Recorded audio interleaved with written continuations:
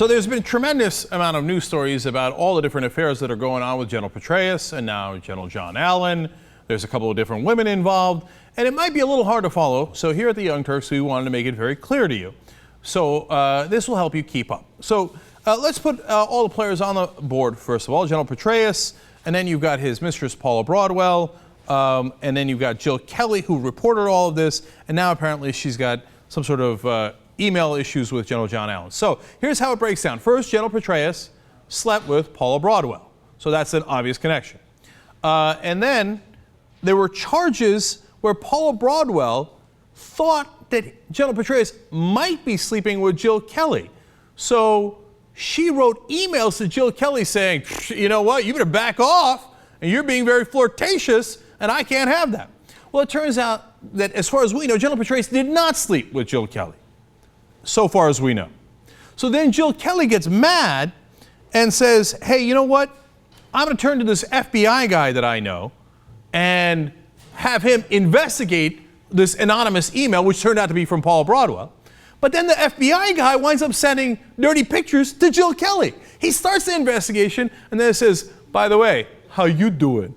Let me send you this email. He sends topless pictures of himself to Jill Kelley because he's like, look, I'm doing you this solid. I started literally a national case on your behalf. So here's my shirtless pictures, if you know what I mean. And I think she had a pretty good idea what he meant. And then, what the hell is General John Allen doing on the board? This guy's supposed to take over command of all of our forces in Europe. I mean, a very high-ranking general. Well, it turns out now he's under investigation because he sent 20 to 30,000 pages of emails to Jill Kelley. Oops. Okay, now Jill Kelley must be one incredible woman.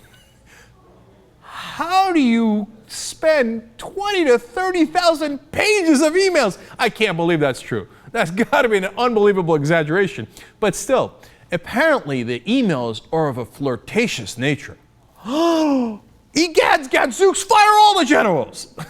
Now look, I've got massive problems with all those generals who led us into a disastrous war in Iraq and botched it entirely, and then got credit for the wonderful surge that they did.